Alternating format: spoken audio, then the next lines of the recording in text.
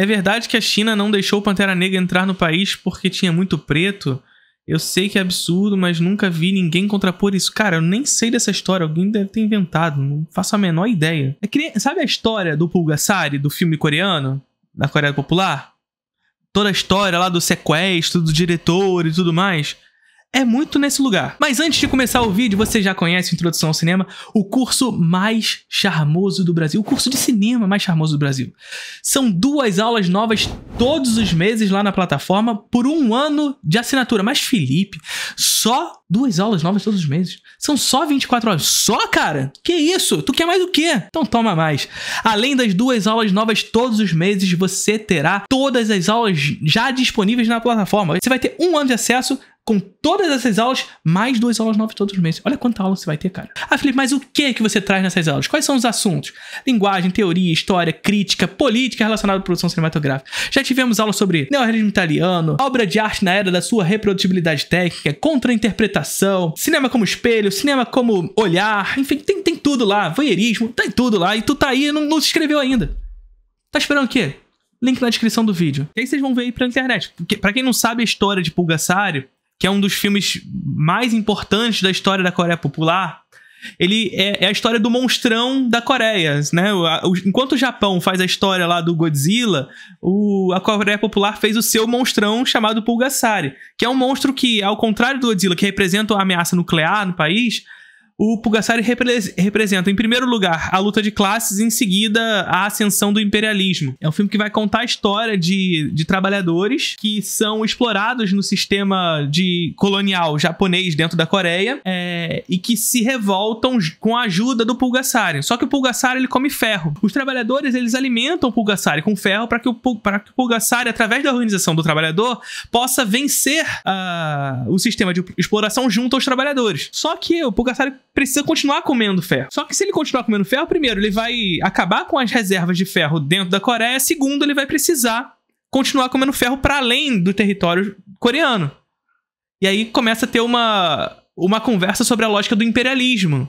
Ou seja, precisamos deter Pulgasari porque a vitória da classe trabalhadora não pressupõe a dominação de outros territórios. Só que qual é a questão do Pulgasari? Existe toda uma história envolvendo esse filme de que, teoricamente, a Coreia Popular teria sequestrado um diretor da Coreia do Sul para fazer o filme na Coreia Popular.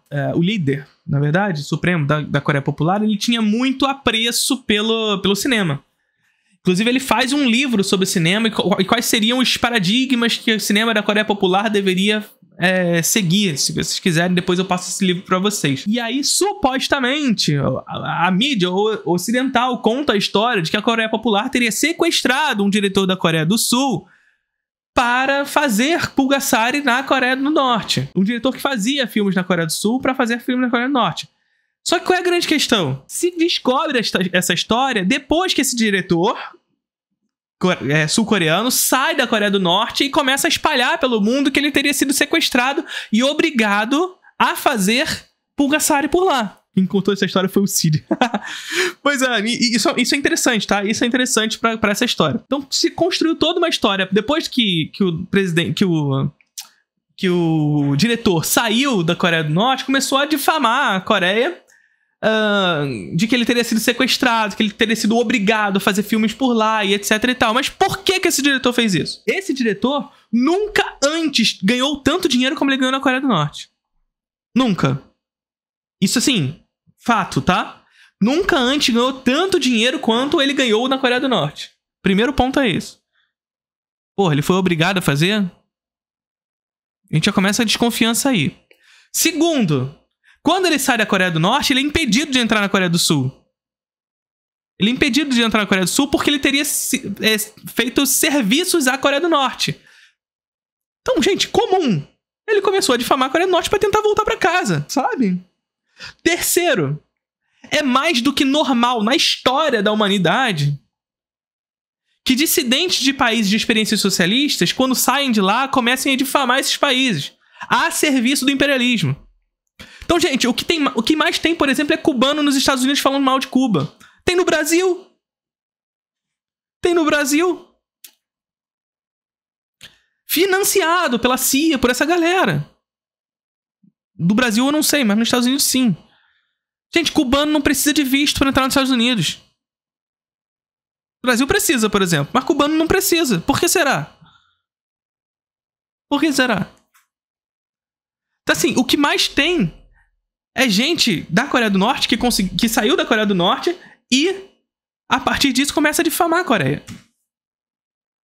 E esse diretor é um deles, que começou a falar que ele foi sequestrado. A partir de todo o debate ideológico que surge a partir da Coreia, começa a falar que é de fácil acessibilidade ao senso comum fora da Coreia, né? Então, ou seja, nos países imperialistas e no norte global e no ocidente, né?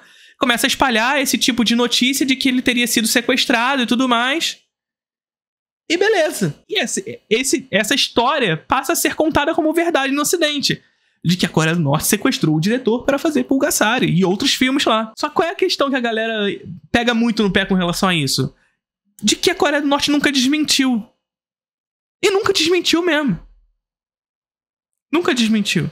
Assim como a Coreia do Norte nunca desmentiu o vídeo do Cid não salvo. Muito ao contrário, achou graça daquilo. Achou graça. Não faz nem sentido pra Coreia desmentir aquilo. Não faz sentido pra Coreia desmentir a questão do suposto sequestro. Eles não devem satisfação nenhuma pra quem tá do lado de fora. Quer criar esses espantalhos com relação a gente? Cria. Tenham medo da gente. É um país cercado de relações imperialistas, gente. É um país cercado de relações imperialistas. É um país que demanda de estar protegido desse mundo que vive do lado de fora.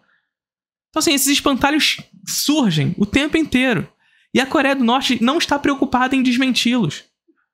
Porque não faz sentido desmenti-los. Você vê a China desmentindo os espantalhos com relação à China? Você vê? Não vê. Não precisa. Não tem porquê fazer isso. Não tem porquê. Então parte muito desse lugar. Quando vocês verem essas notícias sobre a Coreia e imaginarem, poxa, caramba, será que a Coreia do Norte ela tinha que ter um... Como é que é o nome? Um social media. A Coreia do Norte tinha que contratar um social media pra fazer gestão de crise da Coreia do Norte. Pelo amor de Deus, gente. Tá preocupado com outras coisas. A Coreia do Norte tá preocupada com ser invadida constantemente, todos os dias. Tá preocupada com a população. Tá preocupada com o trabalhador. Tá preocupada em trazer alimento para as pessoas, mesmo com um bloqueio internacional. Sabe? Vai se preocupar com desmentir um suposto sequestro a um diretor que vai fazer um filme, vai fazer Pulgasari. Pelo amor de Deus. Então, assim, são muitos os poréns aí nessa história que, sabe, supera, gente. Vamos lá. É entender contexto. A gente precisa entender contexto das coisas. Existe uma contextualização pelo qual nós não devemos analisar determinada questão sob um olhar universal. A gente não analisa Brasil com os mesmos olhos que a gente analisa Coreia. A gente não analisa Brasil com os mesmos olhos que a gente analisa Estados Unidos. São contextos distintos. São países inseridos sobre contextos geopolíticos distintos que influenciam a lógica pelo qual se relaciona com o mundo. Então é isso, cara. Nós temos um diretor que vai pra Coreia do Norte, faz muito dinheiro na Coreia do Norte e quando sai de lá é impedido de entrar na Coreia do Sul e começa a difamar a Coreia do Norte. Dizendo que foi sequestrado, que foi obrigado a fazer os filmes, que foi oprimido cheio de dinheiro no bolso. E esse tipo de história a gente encontra o tempo inteiro. Não só com a Coreia, mas com a China, com Cuba e com todas as experiências socialistas que se sucederam. Gente financiada pelo imperialismo, gente financiada pela CIA pra falar mal dessas experiências. Porque a guerra cultural é uma guerra ideológica. E quem vence o debate ideológico, vence essa guerra. Só que não faz sentido pra Coreia jogar esse joguinho. Não faz sentido. A gente viu, por exemplo, o caso do ator vietnamita que fez lá o Tudo em Todo Lugar ao mesmo tempo. Foi lá no meio do Oscar falar: o sonho americano é verdadeiro, é de verdade. Sabe? Isso é ideologia. Isso é ideologia. E o Oscar é uma ferramenta ideológica da indústria cultura americana. E difamar o processo da indústria cultura do estrangeiro, sobretudo do sul global e das experiências socialistas, é um projeto do imperialismo. Ponto. Eu pretendo fazer uma aula para introdução ao cinema sobre cinema da Coreia Popular. Basicamente, o cinema da Coreia Popular ele se configura naquilo que se chama de ópera socialista, tá? Que não necessariamente vão ser musicais, como o The Flower Girl, que é uma ópera socialista no sentido mais pleno da palavra, mas de melodramas muito característicos ao contexto do país. Então, assim, o melodrama ele tem algumas características. Inclusive, tem aula na Introdução ao Cinema sobre melodrama, tá? E essas 5 características centrais do melodrama estão muito presentes no cinema da Coreia Popular. Acontece que cada uma dessas características são subvertidas ao interesse específico da classe trabalhadora coreana, tá? Então, por exemplo, uma característica do melodrama é o sentimento de pertencimento, tá? E o que faz, portanto, o cinema da Coreia Popular para trazer esse sentimento de pertencimento no melodrama coreano? Ora, você insere um contexto onde a classe trabalhadora ela é oprimida e ela sempre deve vencer a batalha. Então a luta de classes é um tema central dos filmes da Coreia Popular. Mas a classe trabalhadora deve sempre vencer. Nós temos um sentimento de pertencimento na medida em que nós somos jogados a um sistema de exploração onde o personagem central e aqueles que o rodeiam são constantemente oprimidos por aqueles que detêm os meios de produção, os meios de realizar esse tipo de opressão.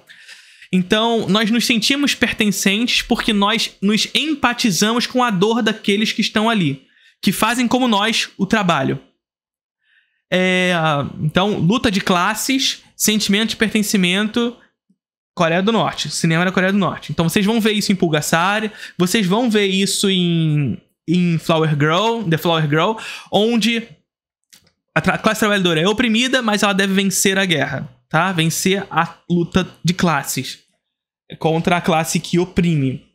Acontece, mais uma vez, em The Flower Girl, acontece em Pulgasari.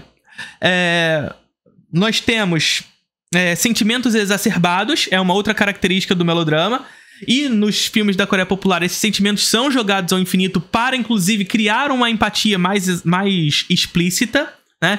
Então vocês veem em filmes de melodrama, esses sentimentos são exacerbados tanto pelo tema quanto pela forma. Então, a simplicidade das ações, que é uma outra característica, nós falamos 3 agora. Então nós somos jogados de maneira simples a sentimentos exacerbados que nos jogam uma profundidade pela qual a temática é trazida pela conexão explícita com essa empatia, dessa empatia com o personagem. Então veja, mais uma vez, simplicidade das ações para que nós sejamos jogados a um sentimento profundo que os personagens são expostos. Somado a isso, um sentimento de pertencimento muito calcado na luta de classes, nesses personagens que são expostos a sentimentos exacerbados de exploração do homem pelo homem, fazendo com que nós, espectadores, sintamos empatia por aqueles que estão em tela. Sabe? Então você repara aqui que o melodrama, como um gênero hiperadaptativo, se adapta às condições específicas e, portanto, ao contexto específico de determinada localidade. No caso aqui, a Coreia do Norte. Para contar uma história de superação da classe trabalhadora frente à classe que domina. Muitos dos filmes contam sobre o colonialismo inserido dentro do contexto da Coreia Popular, mas também sobre o contexto capitalista de exploração. Beleza? Então é mais ou menos por aí. Acho que a Coreia do Norte tinha que investir em soft power para ganhar apoio externo. Não faz sentido para eles, gente. Não faz sentido para eles. Eles são um país fechado. Não faz sentido para eles se abrir para o mundo. Eles não são a China.